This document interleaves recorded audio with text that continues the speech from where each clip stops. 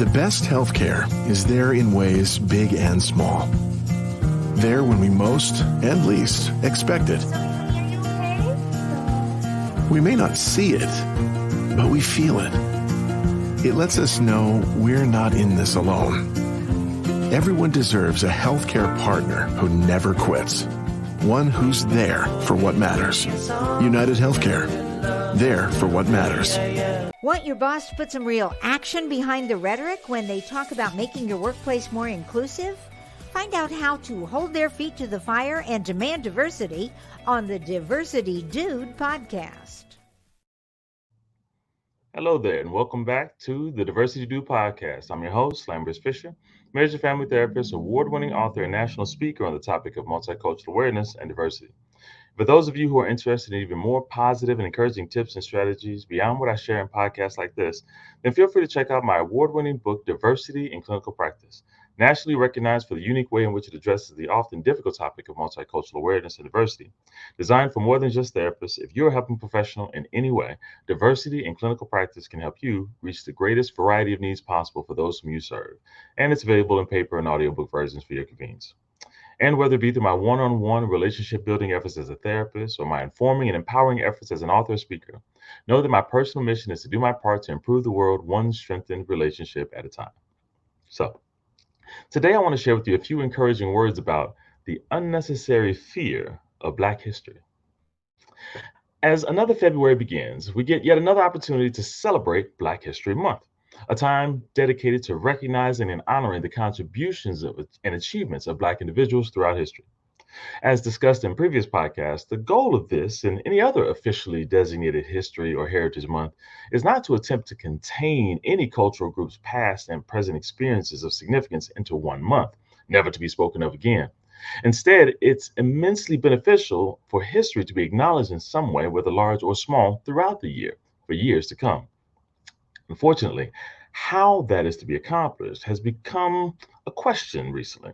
For with ever increasing legal decisions being made, many educators find themselves afraid to do exactly what they've been asked to do: educate their students on their history, specifically the history of Black Americans in this country, from its origins to its present, without worrying about repercussions coming upon them if they do so.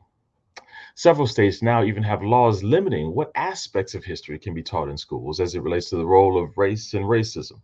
Educators seeking to highlight significant experiences of Black history then find themselves with a balancing act of delicately towing the line of acknowledging the historic contributions and heroic contributions and sacrifices made by key individuals in history and how they inspired so many others at that time and for years to come, all without acknowledging the racism and race influenced injustices that made those contributions and sacrifices significant in the first place. Why? Well, some political leaders suggest that by teaching students about the role of racism in American history, it will also make some students feel uncomfortable or discriminated against.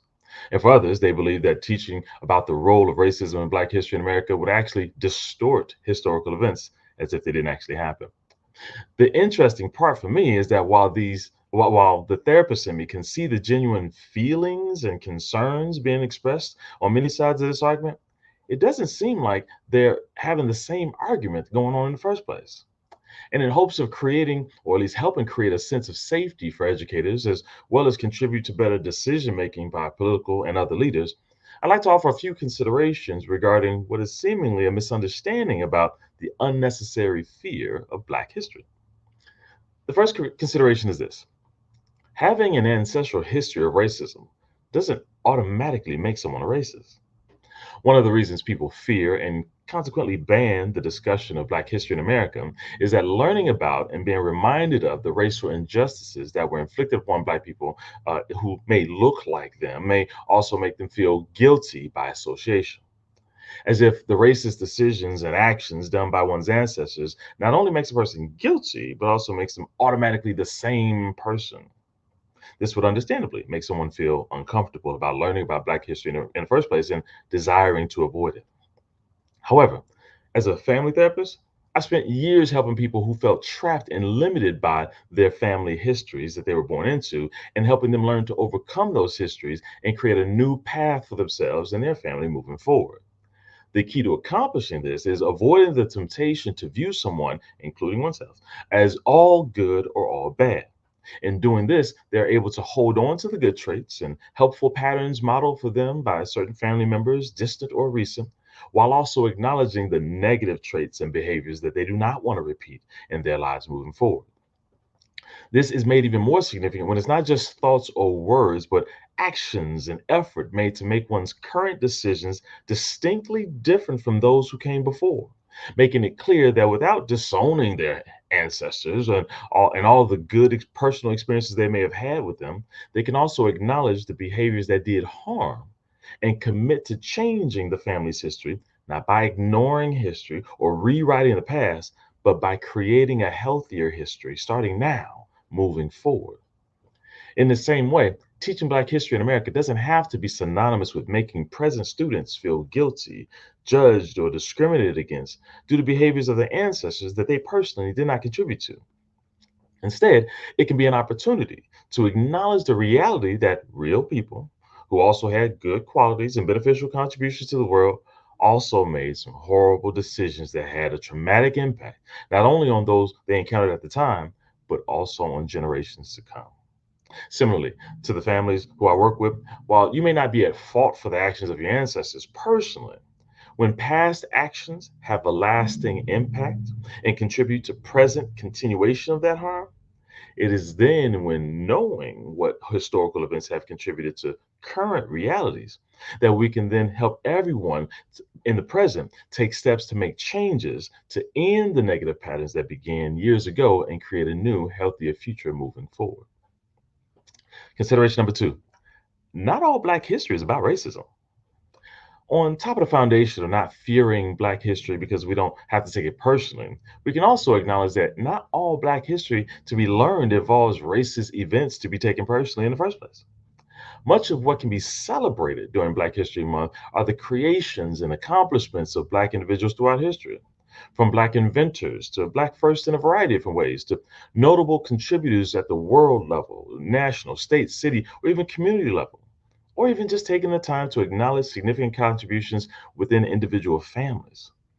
Fearing history can lead to throwing out the inspirational just to avoid the uncomfortable. By the way, inspirational achievements in Black history don't just positively impact and encourage Black people. When Mae Jemison became the first African American woman to travel into space, she didn't just inspire Black women, she inspired women of all ethnic backgrounds and many more than just that. Without the fear of negative history, let's remember that Black history is not only about honoring the traumatic sacrifices, but also about celebrating the successes and cultural uniquenesses that have developed over the years as well. And consideration number three: acknowledging history helps appreciate the progress of today. One of the benefits of learning about Black history, with all of its pros and cons, is that it is the acknowledgement of how bad things were that helps bring appreciation for how much progress has been made today. This is not to say that things are perfect today by any means, because they definitely are not. However, deleting or rewriting Black history runs the risk of interpreting today's reality in a vacuum. This lack of historical appreciation is why many people make some of the scary and often insulting or outright racist conclusions that are made today. For if they simply look at the way things are today, with the many wealth disparities, education, housing, or medical treatment disparities, or law enforcement treatment disparities, and more, it can be easy to incorrectly conclude that the origin rests solely with one group of people. And as a result, the responsibility to find a solution rests solely with that group as well. Many people fear this logic because they think that the only other option is to say, see, it's not my fault or responsibility to fix the things that are a part of my reality. It's your fault and everybody who looks like you instead. Again, this is one of the reasons people fear or avoid the topic altogether. However, there is another option. We can all practice the skill of acknowledging the devastating racially influenced events of the past. Acknowledge the significant progress that has been made then, feeling grateful for the opportunity to not have to experience the same thing, as well as grateful for the accomplishments of everyone who helped bring it to pass, a reality. And here's the key: acknowledge that despite all the progress, there's still progress that needs to be made. As I mentioned previously, some of what occurred hurt those in the past, And some of those hurts were subtly woven into the official and unofficial patterns of how the society operates. On a daily basis, someone today experiences a harsh reality that, while in many ways different than what it has been in the past, is still traumatic in many ways and worthy of necessary attention and change. Again, this does not make anyone today personally at fault for what occurred in the distant past, but we can all still take responsibility for what we do today. And understanding what past events contributed to that today reality helps. Without being preoccupied with avoiding fault or blame, the question can then become, what voluntary accountability can we take for the shared responsibility of making what we have today as equitable as possible for those living today, and hopefully contributing even to more progress to be experienced by those who come after us? Not because we're afraid to acknowledge history or are blaming ourselves today for our ancestral history, but because we accepted the imperfection of history as a necessary step to creating a better present and future. My hope for you is that instead of avoiding learning about the seemingly negative, blaming, and discriminatory realities of teaching Black history, that you would instead intentionally learn about the difficult race-influenced events of Black history alongside of the great and inspirational contributions made in Black history, and utilize both to help shape a better present and future, not as a gift to the Black people around you, but as a gift to everyone who can benefit from that learning and inspiration as well as a result. And it is with that, then I'll say thanks again for listening to today's Diversity Do podcast.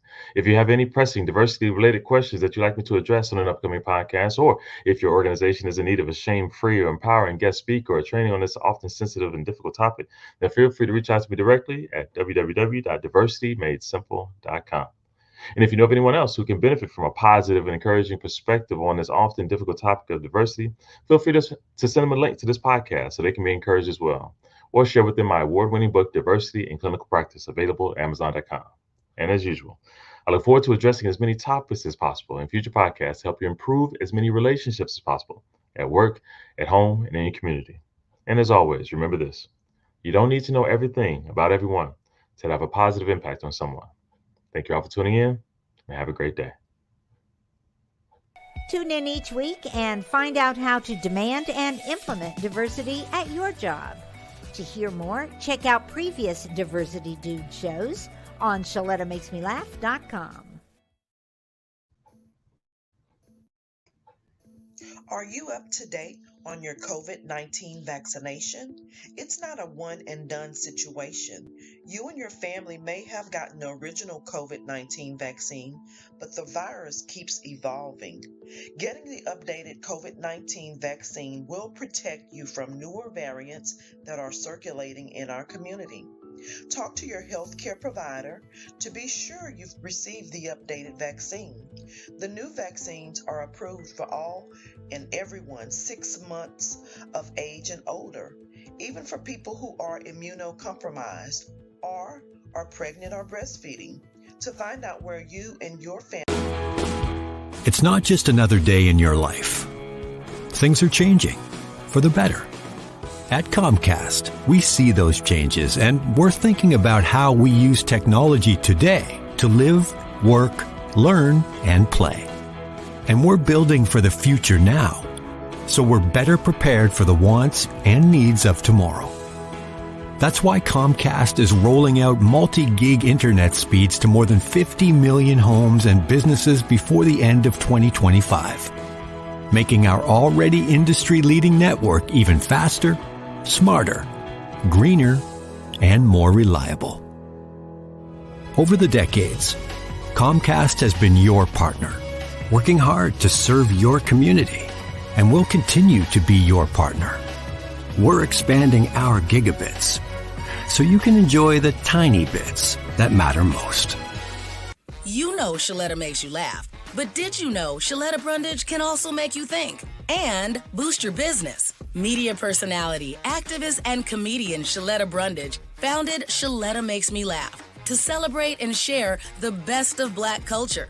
It's a podcasting platform. You can download 10 weekly podcasts hosted by African American subject experts at ShalettaMakesMeLaugh.com or wherever you find your favorite podcasts. ShalettaMakesMeLaugh.com is also a production house, creating broadcast-quality commercial content. And Shaletta and her team of storytellers create powerful promotional campaigns to get businesses the brand awareness they're looking for. Some of Minnesota's top businesses trust Shaletta, and you can too. Get out the word about your events and products and get in front of communities of color with ShalettaMakesMeLaugh.com. She's got the power to help your business. Are you a woman known as a good listener? Do you have skills in de-escalating situations? Are you what they call a people person?